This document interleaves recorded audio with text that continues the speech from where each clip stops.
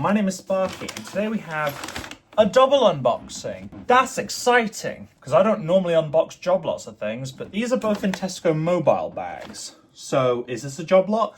The answer to that is yes and no, because I didn't just get some used devices this time. These are brand new. Well, they were brand new until I opened them, so these have already been opened because one of them was opened because I didn't think I'd be making a video on it, and the other one was opened because camera died and I didn't realize. So these are both Motorola E14s. You might be wondering why I have these. Both my grandparents were in desperate need of new phones because one of them has never had a smartphone before and the other one has a Huawei P20 Pro, which has a dodgy charging port. And you also might be wondering, why did you choose a Motorola for a smartphone? Well, they were cheap, easy to get, and both cost less than £200 each, so good budget phones.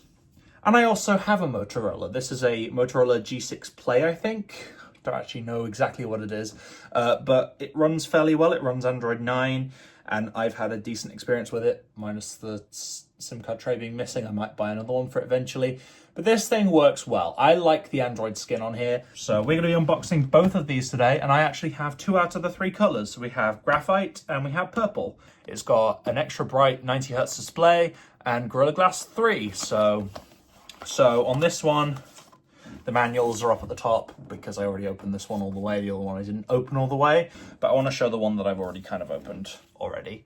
This is the little manual that comes with it. This is the actual device itself. I'm going to put that to the side because all the pretentious unboxing YouTubers do that too. So here we have the SIM ejection tool, which a lot of phones don't include, so I'm very appreciative of that. We have a USB-C cable. Good, it's not micro USB. Micro USB sucks. Micro USB bad. I'm glad it's gone. And this is the power brick, which Apple needs to learn from because these things come with one. Let me peel this. There's a peel on it. That is glued on very tightly because that is paper. It's recyclable. We love that. So taking this little plastic bit off, we have the phone itself with its one camera. You don't see many phones with just one camera these days. The thing is mostly made out of plastic, which I'm not going to fault it for because it was very cheap. This thing already comes with a charge. It's got a standard hole punch display. I was expecting a teardrop for this price, so I'm very impressed. This thing should be performing fairly well. However, due to it being just a standard Android device, I don't think it's Android Go or anything like that. I think this is about the cheapest branch of phones you can get that aren't Android Go. This one's already been set up apparently. I didn't realize I'd already set this one up. So this is a very snappy experience. I believe it has 2 gigs of RAM stock, but it can boost up to 4. So for Android, that's fairly low, but it does look really good with the 90Hz display. Don't know if you can see it on camera, but it looks very smooth. I chose the graphite and the purple because that's what they had.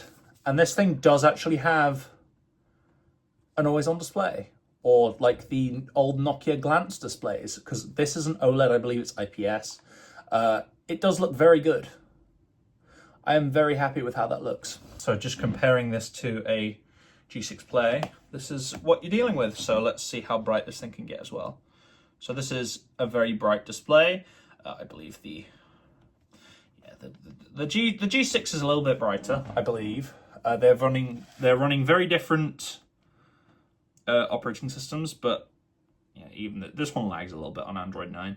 But this thing is very good. I am very happy with the performance, and I may actually end up buying one. So let's actually open up the purple one, which I don't think has been opened at all, really. So this is the purple one. It pops out because I believe I peeled this, but that was about it. So yeah, we have another one. AI-powered camera, extra bright 90Hz display. And this purple is very reminiscent of something like the Galaxy S20 FE. It looks very much like the purple on that device, and that is a good thing because this is very pretty.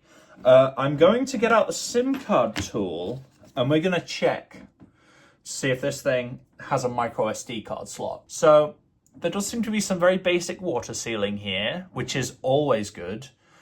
This is face up, and it has an SD card slot and 2 SIMs. I'm going to show the actual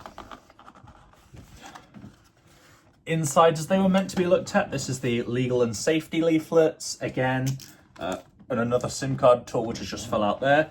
We have the lovely, apparently 5 to 15 watt adapter depending on fast charging, and apparently that's how you're supposed to take it off. You're not supposed to peel it like I did. But again, we have the same clip in and out action. Very good. And then finally we have the wrapped up USB cord, which I will leave as it is. We have the pre-set up one and the other one, which I'm going to use this for a lovely thumbnail shot. Thumbnail. Lovely. But yeah, so let's actually have a look at what this looks like. So this is giving me the prompt to insert my SIM, which I'm not going to do because I don't have their SIM cards here. Skip. I'm going to set it up offline because I don't want to leak my Wi-Fi name or anything like that. So we're just going through the setup and it's very basic. So this is very simple and very lightweight. And honestly, if I was older, this is a very simplistic design. This is very basic. This is very stock. And I am very much happy with that. This is the first bit of Motorola branding I've actually seen aside from the boot logo. So do not allow.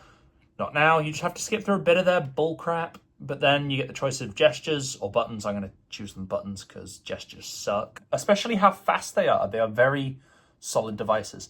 Especially with the lovely new material U design that Android's been adopting recently, which is very cool. Coming from someone who's had budget Android phones before, these do not feel like budget Android phones at all. So I had a Galaxy A20e and it was nowhere near as good as this. These phones cost less than the A20e did when it was new, and it's absolutely mind-boggling to me that the cheapest of the cheap devices are now those that most people are going to pick. The interface that Android's adopting these days is very, very user-friendly, which might honestly pull some people off of the devices like the iPhone SE and stuff like that. And honestly, if you need a cheap phone, run to Tesco Mobile, get yourself one of these. Motorola is a very good brand. I've loved a lot of their phones in the past. And again, I still have one for the sidelines, so I still own a Motorola, and I love it very much. But these things are hot off the press. These are brand new. These are great devices for a very cheap price. And even though it's plastic, these things do not flex. I'm putting a little bit of pressure on it. Obviously, I don't want to break it, but I'm putting a little bit of pressure on it, and it's not warping. It's not doing any of the stuff that these other plastic phones tend to do.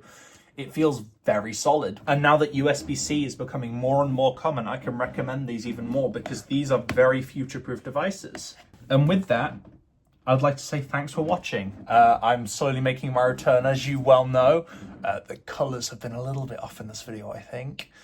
But that's all right. I'm very happy to be making my return at last, and I really hope you guys are as excited for it as I am. So anyway, thanks a lot for watching. Comment, like, and subscribe. I will see you next time. Bye-bye.